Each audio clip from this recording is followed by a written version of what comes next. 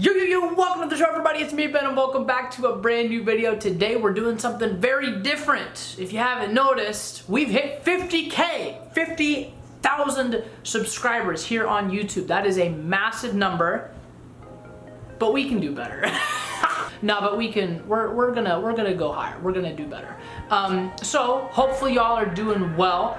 We're making this little video today as a Q&A to answer your questions. I've never done something like this. I realized, hey, I've only recorded reaction videos and nobody actually knows anything about me. I should probably let people know stuff about me. So that's what we're doing today.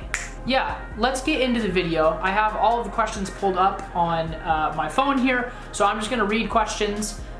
Basically what I did was I asked four questions, on YouTube, of course. I asked them to Twitch subscribers, I asked them to Patreon, and I asked them to Twitter and Instagram as well. So if you somehow don't follow me on all of those, you should. Well, technically, Patreon is one thing. You can follow me there if you want, but not everyone can follow me on Patreon, of course. Whereas with Twitter and Instagram, you don't have an excuse. Get over there and hit that follow button, dude. In no particular order, these are the questions that we're doing today. Question number one, if you had the opportunity to join one K-pop group, which one would you choose? I think my answer to this would probably have to be, like, if I was to, I would never want to join one that like is already like in session, right? Because it would be very weird for the dynamic. So I feel like if I was gonna join one, I would want it to be a smaller group, I think, or maybe a newer one, right? I wouldn't want to join a really massive one that's already well established. So I'm tempted to say, I think the best probable option for me would be a group like i-dle, because I feel like I would gel really well with their energy. And I think that one would be a lot of fun. They also make music that I really enjoy. So I feel like if I was able to, you know, be along for the process of making the music, singing it, practicing it, I would enjoy that a lot. So I'm gonna say i-dle. What are your favorite visual elements in music videos? Typically it has to do with editing in general. I'll talk more about my degree that I got and how I got into video editing later, because there's some other questions, I think. But typically it tends to be really simple stuff like cuts or basic visual effects that I've learned how to do. So that's probably not the answer that you were looking for. But so an example would be like, a music video that's really interesting to me is Superhuman. That's one of the music videos that really just blew me away this year so far. I think one of the reasons Superhuman for me was so good is because of the way that it uses cuts on beat.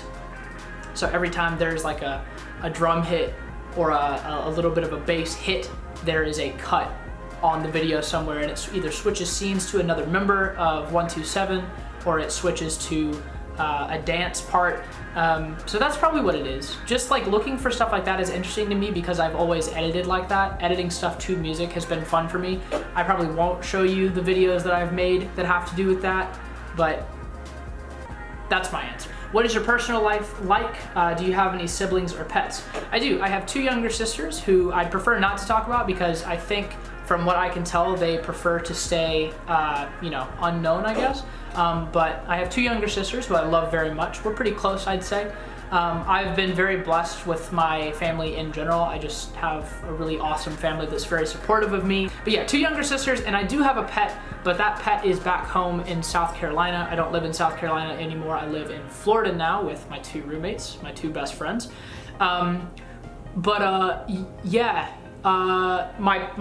What's my personal life like? I make YouTube videos and I chill with my roommates like once or twice a week. But other than that, I just make YouTube videos and stream. If you have to stand just one group, who would it be and why? The fact that you have to ask is kind of disappointing, so I'm just gonna put a picture up right here. What is one piece of advice someone gave to you that stuck with you until today? And what important piece of advice would you give to someone? So, I had a really great chat with my dad right before I went off to college, before my freshman year. And I've graduated since. I graduated this past May, so I've been out of college for only a couple of months now. But right before I went off to college in early August, I think, of 2015, my dad sat me down at this little pizza place that we would always go to when we were on vacation. and he sat me down and just gave me a bunch of really good advice, but the main piece of advice that stuck with me, like, in a major way, was he said, you need to be relentless in all that you do. So whether you're studying, put like 110% into that hour or so that you're studying. If you're hanging out with friends, put 110% into it. Don't let anything distract you, basically. Like, if you're gonna do anything, do it 110%. So that definitely stuck with me. I had never really, I don't know, for whatever reason, that word had never really been used in my life before. So when my dad said relentless, it really stuck with me. And I still say to this day that if I was ever gonna get a tattoo, it would probably be the word relentless really small on my wrist. I highly doubt that I will end up doing that, but that is the only tattoo I would consider getting, just because the word ended up being so important for me. But that's probably the advice that I'd give any of you guys as well, is just that no matter what you're doing, just put everything into it. Don't let anything or anyone distract you from what you're doing, and just put everything you've got into the moment. Would you like to upload other content in the future? Hello from Spain. Hello, Spain. I have tons and tons of awesome Spanish viewers, so shout out to you guys over there. I don't know, right now I'm really enjoying uploading reactions. It's just really enjoyable for me. I think in the future what I'd like to do is get to a point where I can make whatever videos I want and you guys would still be comfortable with it, right? If I one day were to stop doing reactions but I was still doing something relating to music, I would hope that you guys would stick around because you're here for me and less for the reactions that I do. Does that make sense? I don't know. That's my answer. As of right now, I don't really have any ideas for what I would like to do, but at some point, I would imagine that I would probably, like, let's be real, am I gonna make reactions for the rest of my life? No, that doesn't make sense. But yeah, so my content will change at some point, but for now at least, I can't see myself doing anything else, if that makes sense. If you could pick one K-pop dance or song to be able to execute it just as good as the group and perform the song with them, what would it be and why? There's a couple of different ones from this that I could say, but I think the immediate one that comes to mind is White Noise by EXO. Yeah, I can't think of a better one than that one. What is one moment that made the greatest impact on your life? I think the one moment, oh my gosh, I mean, there's a couple of different ones that I could say. I think my answer for this is probably gonna have to be, I think maybe the biggest impact, I was sitting in the Atlanta airport with Andy. We were on our way to Dallas to go see, the Overwatch League weekend in Dallas. We had saved up a bunch of money and we were gonna go out and just, blow a bunch of cash on the weekend, have some fun, and just, enjoy our last, little bit as college seniors. And as we were in the airport, I checked my social blade and I got like a stupid quantity of views in one day. And it was like in that moment in the airport where I was like, dude, this really might just happen. I might just be able to do this full time if this kind of stuff continues. And it took me like 3 months after that to finally go full time, because if you didn't know, we are full time now. This is my job.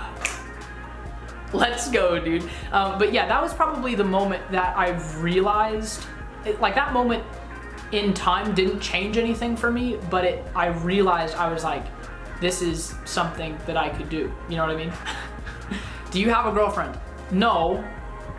I'm definitely interested in having a girlfriend, but I'm also at a point where I'm not willing to put in the extra time to get to know people because I'm so focused with YouTube. So it's a very vicious cycle where all of my friends or acquaintances are either dating or trying to date, and pretty much I have friends from college that are already getting married, and I'm sitting here like, I got YouTube videos to make, you know what I mean? So it's, I don't know, I'm in a weird spot. But I'm definitely, now that I'm out of college and I don't have to focus on my grades constantly, I'm definitely open and looking to have a girlfriend. So no, but yes. Which two groups would you like to see have a collaboration? I would personally love to see 17 and NCT rocking the stage together. That's a great combo, but as a Neverland through and through, my, without a doubt, best collaboration would be CLC and i-dle, because one, cube groups working together would be awesome, but 2, we need Yeon and Soyeon to rap on the same track. That is my answer. When did you know you could do content creation full time, and did you ever get a real job after college? No, I never did get a real job after college. I applied to approximately 350 different jobs. Only about 20 to 25 of them actually bothered to answer me back, and I never actually ended up being hired by any of them. So no, I never actually got a job after college. The moment I graduated, I started applying to jobs pretty much feverishly every single day. What I would do is, and this was June. This was May, June, July of these last couple of months. I was still living in Columbia, South Carolina, where I had just graduated from college. I was applying to jobs. I would wake up, I'd go work out. I would apply for like 3 hours, or until I was sick of like completely sick of it and I just couldn't do it anymore. Some days that lasted 45 minutes, but I would apply to like at least 5 jobs a day. And then from then on, for the rest of the day, I wouldn't worry about it. I would not try to think about it at all. I would just put every piece of energy I had into making YouTube videos and streaming on Twitch, and that was it. And then eventually I opened my Patreon and I started doing stuff over there too. But the moment, the question from Derek, speaking of which, you guys should all follow my boy Derek on Twitter. If it's still up on the screen, go follow my boy. When did you know you could do content creation full time? I didn't really know I could do it full time until probably July. Probably early July was when I was sitting there thinking, you know what? This is gonna work out, because I was making, even in July, I wasn't even making enough in July to really do anything. I just had a very distinct feeling that the way things were going, it was gonna work out. I didn't realize I could go full time until probably a month ago, to be honest, from when I'm recording this video. Probably sometime in early August, late August, early September was probably when I sat down and was like, okay, this is gonna happen. I just have to continue to put time in it. Because at the rate that we're growing very exponentially. Things are happening very quickly. Yeah. So that answer probably wasn't nearly as cool as you probably wanted it to be, Derek, but that's what it was. No, I didn't have a job after college, although I looked for one for ages. I got so many declines. And for the record, for those of you that don't know, I actually got denied from working at Burger King. I applied to work at Burger King and they denied me too. And that was like the turnaround moment for me, where I was like, all right, literally no one wants me to work for them. So I'm gonna put 10 to 15 hours every day into YouTube. And look where we are now. How does it feel being the best Astro reactor on YouTube? It feels pretty good, thank you. I will continue to love Astro for sure, because Astro fans are some of the nicest in K-pop, period. From what I've encountered, y'all are so nice to me. But Astro just makes really good music. So I'm gonna continue to react to them no matter what. Seriously though, you're such an inspiration. Do you ever feel negative or positive pressure from people who find motivation from your video tweets? For me, no. I think, especially, when I introduce myself to people now, I do say, yes, I make YouTube videos. I don't say, oh, I'm a YouTuber. I think that's kind of cringy. But I say that, I make videos and I stream. That's how I introduce myself. But the way that I would describe myself to someone who already knows what I do is that my job is to distract you. That is my job. Because if I were to view myself as someone who just makes videos, I think I'd get lost in the crowd pretty quickly. Whereas if my goal with every video I upload or every tweet that I send or whatever it is to either inspire or maybe just try to make you smile or laugh or something, I think that's a lot more holistic. You know what I mean?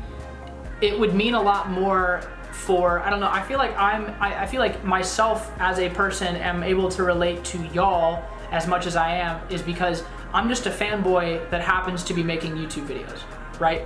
I can relate to y'all because I'm just a super fan like all of you.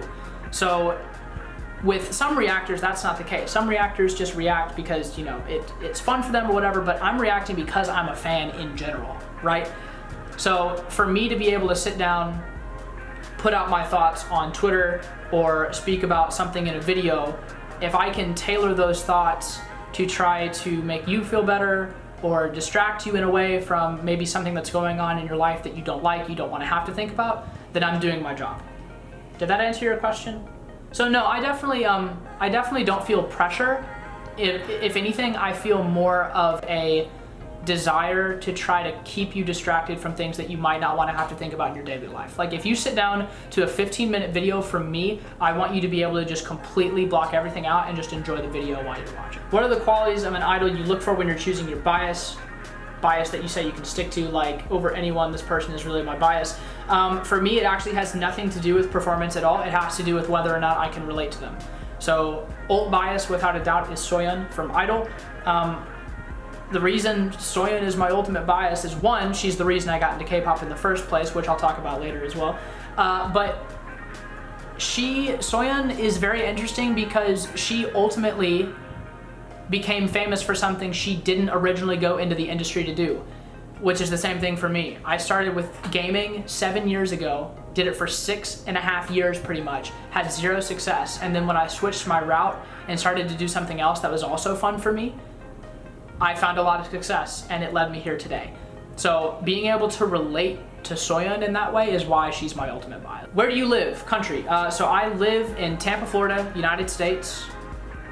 You guys can probably tell by the American flag on my wall that flies in all my videos, but I live in Florida now, but I lived the majority of my life in South Carolina, which is a couple of states north from where I am now. I grew up in Greenville, but I went to school in Columbia. So that is, you know, those two cities within South Carolina. But yeah, so I live in Tampa now, but I used to live in Greenville and Columbia. What would you prefer, being a K-pop idol or participating in the making process? It's a toss-up because I did theater and I did theater and choir for a really long time, so performing is fun for me. Turning on a camera and acting all silly for a video is fun. You know what I mean? Like it's relaxing, it's fun. So being an idol, I think, would be enjoyable, but at the same time, I love being behind the camera. I love editing. So maybe I'll meet you halfway and say an idol that has a lot of say in their videos so that I can help edit. I don't know. If you could sit down and chat with any K-pop idol for half an hour without a language barrier, who would you pick and what would you talk about? I'd probably just sit down with Namjoon and ask him like as much as I could about his background, just to pick his brain about just the struggle that, you know, he had to go through. As far as I'm very interested with how he dealt with the pressure from going from rap to becoming an idol. I don't know, that entire thing is very interesting to me, and if I can get any extra advice on how to, you know, block out distaste and use it as a way to empower myself, I would want to know that. So that is definitely what I would choose. What would be your advice to people who want to start a YouTube channel? Everything is all right in my life right now. Thank you, I appreciate you for asking. Advice for people who want to start a YouTube channel. I'd say, in general, and I said this on Twitter actually the other day. Here's the thing about starting a YouTube channel, y'all. If you want to start a YouTube channel and you want to just make whatever you want, do it. And you're not going to be consistent. You just sort of want to upload videos when you feel like it. Do whatever you want. Seriously, that's my advice. You've got to just be able to do what you want. But if you want to be consistent and you're interested in potentially trying to make it something that you do very often, very consistently, it needs to be something that you really, really care about. So if you are very passionate about K-pop, maybe you don't really care so much about reacting, consider trying to make news-related videos, right? You need to understand the space that you're going into before you do it. So for me, the reason I think so far that I've been successful, well, number one is because you guys are the most ridiculous people ever and your support is unbelievable. That's why I'm successful. But if you look at the reasons behind that, the fact that I'm literally haven't missed an upload day since May? June? Something like that. The fact that I post 2 videos a day, and then the other category is I study other reactors like it's for a class. I sit on their social blade pages, I see how they tag their videos, I study the game almost as much as I play it. Does that make sense? So for those of you that are starting a YouTube channel, if you want to be really successful, you have to be obsessed. And that's not really good advice. That's not what I should say. But that's what's working for me, and it's working because I'm obsessed. I have, every so often I'll get some comments that say, you know, Ben, you seem to be really talented at this. And my answer is always, no, I have zero talent. I'm just obsessed. Will you react to some extra content like Run BTS? Yes, absolutely. I actually already do that over on Twitch. Every Sunday at 5 p.m. EST, I've been reacting to CLC cheat keys. And there's a good chance Run BTS will be the next series. And then after we finish Run BTS, maybe we'll do Luna TV or whatever the Twice one is, or NCT related content. But I'm doing long form content reaction over on Twitch, and then I upload the highlights over to Patreon. So if you can't make the Twitch live streams, but you still want to support me in another way, you can check it out on Patreon, and I do stream highlights over there. So feel free to check those out. Best music video of 2019 so far. I actually picked this question to say that I'm not gonna answer it yet, because what I'm gonna do is at the end of the year, I'm gonna do my best to make a bunch of top 10 lists. So I definitely want to do like a top 10 most underrated songs of the year. I want to do like a top 10 favorite music videos of the year. But yeah, so I'll answer this question at the end of the year when all the music videos have come out and there are no new ones left. Thank you for your patience. What got you into K-pop, and what made you start doing reaction videos to it? So both actually stem from my old roommate, Andy, who I lived with for 4 years. Andy got me addicted to K-pop, and he's the one that actually encouraged me to start doing reaction videos. There were actually a couple other people that also recommend that I did it, but Andy was the main driving force for that. Basically what happened was Andy showed me the KDA Pop Stars video, and after watching it multiple times over the span of a while, I realized I was actually really in love with it, and that I was probably way too addicted to it. I was watching it like 20 times a day. And I was like, I eventually got to a point, I guess, where I asked Andy, I was like, look, I need more of this, can you give me more? So that's when he introduced me fully to i-dle and to Red Velvet, and eventually a little bit of Blackpink. So those were my first 3 groups, and they're still 3 of my absolute favorite groups, without a doubt. I could not live my life without i-dle or Red Velvet. Love Blackpink too, but dude, I could not live my life without those 2 groups. So that's how I got into K-pop. So if you want a video, it was KDA Pop Stars. That was the one. And then after that, it was, if you want like a real music video, it was probably Latata. I got super addicted to i-dle after that, and I think maybe I think I uploaded a couple of non-reactions, but it was just videos of me talking about K-pop. And then I think one of the first like proper reactions I did was Boy With Love, which is now one of my most popular viewed videos. So shout out to BTS, because I remember Andy and I were talking, we were saying, oh yeah, the BTS music video dropped today, and Andy was like, you should make a reaction to it. And I was like, what do you mean? And he was like, yeah, you know, you've already been talking about making videos relating to K-pop already, why not just react to it? And I was like, well, I guess I could. And I think I was a little tipsy at the time, so I was like, you know what, let's just do it, let's just go for it. And I did, and it blew up, and ever since I had so much fun making that one reaction video that I was like, let's just keep doing it. What's the most challenging thing in your life right now? The most challenging thing in my life right now is probably just balancing my social life with YouTube, because I'm so focused on what I want to do with YouTube, Twitch, and Patreon. Sometimes it's hard for me to pull myself away from the computer long enough to hang out with people. So I'd say it's probably just time management. Probably just time management. That's probably a really boring answer, but that's my answer. What are your life plans? Do what I care about or die trying. Would you like to collab with other reactors? I mean, potentially, yeah. So I have a few favorite reactors that I would love to be able to collab with. I don't know if I would want to collab with people in the sense of like making collaborative reactions, but if I was to, I don't know, get on a podcast or just like like maybe meet up at an event like a K-Con or something, and just like shoot like a funny video with a fellow reactor, I think that'd be great. Yeah, so I'm interested in making content with other reactors. What was the song that got you into K-pop, and what's your current K-pop song, favorite K-pop song right now? The one, like I said, the one that got me into K-pop was KDA Pop Stars. If you don't count that, we'll just say Latata by i-dle. My favorite K-pop song right now, God, there's so many. I'm just gonna say, I think one of my favorite songs that's been released in the last couple of weeks. Bro, I've been listening to Fear by 17 a ton. I've been listening to Chen's new album that he just dropped, his new mini album. Like Good Night is probably my favorite one on that album. It's so good, it's so pretty. I don't know, there's so many. If y'all really want to hear a bunch of my favorite music, just come to my stream and I play it all the time. What are your other music preferences apart from K-pop? Any favorite artists? Love your content, by the way. Thank you.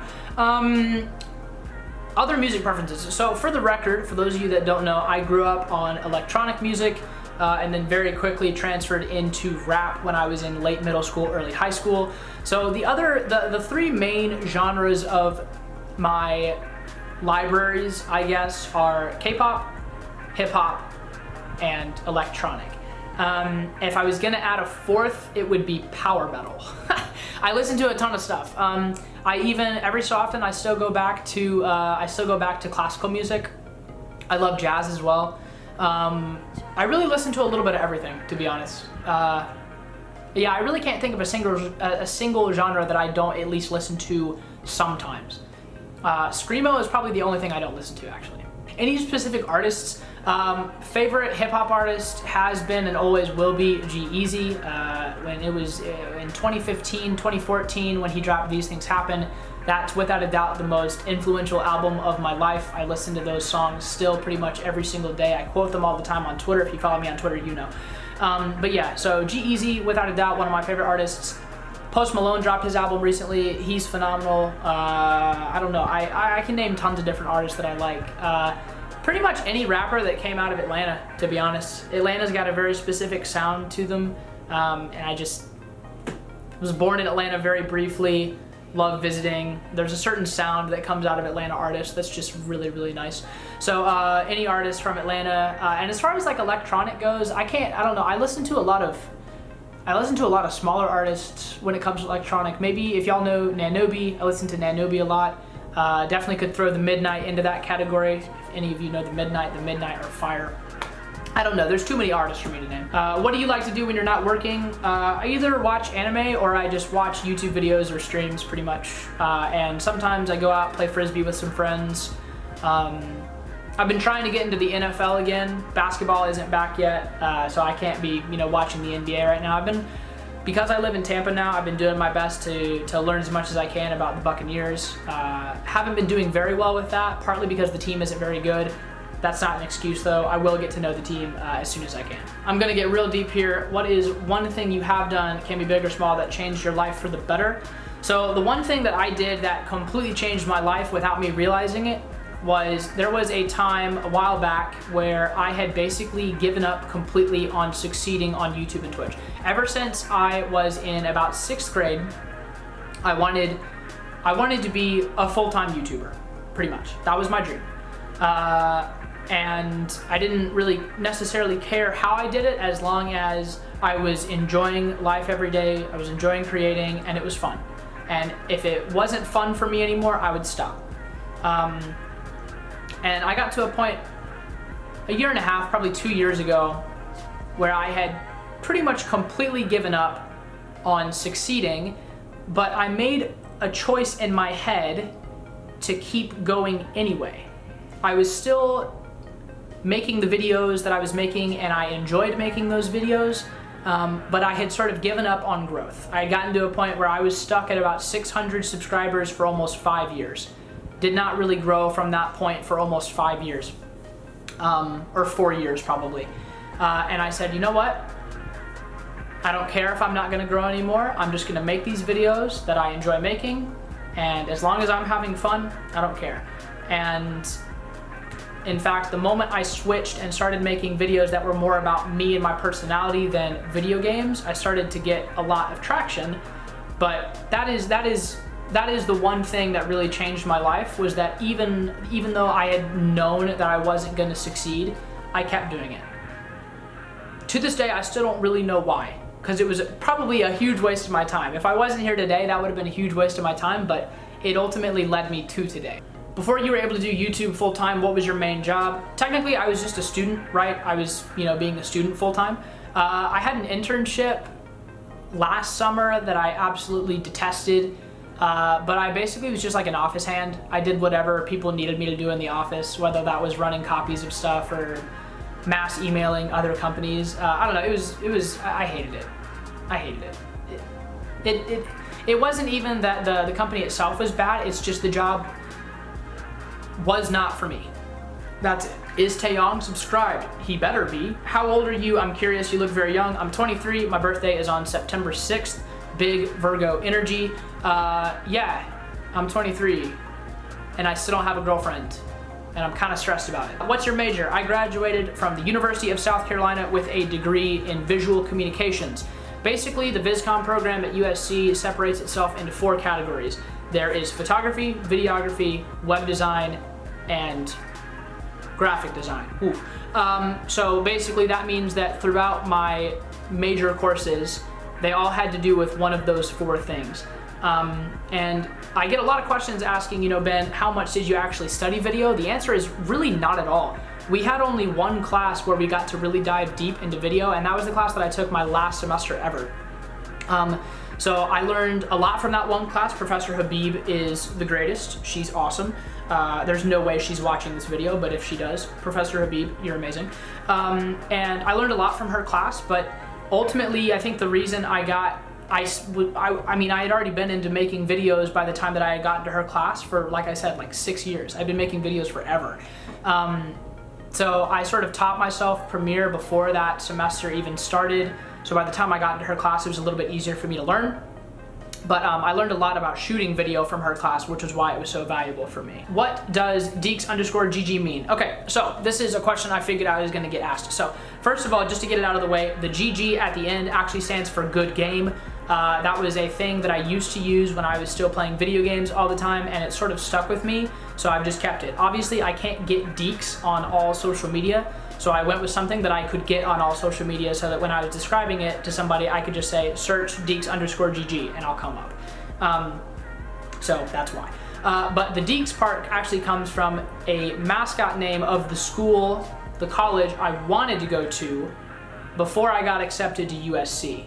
So I would have been 3rd generation at Wake Forest University, but I ended up not even applying because I knew, if I remember correctly, I ended up not applying because I knew my grades weren't going to be good enough. Either that or I just got flat out denied and I didn't, even have an opportunity. Wake Forest, for those that don't know, is a very, very highly academic school. My grades in high school were good, but they weren't good enough to get in there, especially my test scores. My test scores were so bad. My SAT was stupid low, like ridiculously low. So I didn't get in there, but I ended up, I don't know, I think ever since I was really young, I think when you're young in the Southeast United States, I can't speak for everywhere in America, but when I was really young, my team was the school that my parents went to. So because that's where my parents met, went to college together, I always just chose that school as my representative school, even though it wasn't a very popular one, right? You don't see Wake Forest in the news very often, but I got my name from my original gamer tag was go_Deacs 1996. Their mascot is the Demon Deacon, which Deacs for short is, the thing. But that's where I got it, and eventually I switched my name online. When I stopped doing as much gaming videos, I switched my name over to just Deacs. And I've always kind of wanted to rebrand, but it's gotten to the point where everyone knows me online now as Deacs, so there's no reason for me to switch. Does that make sense? But that's where my name comes from.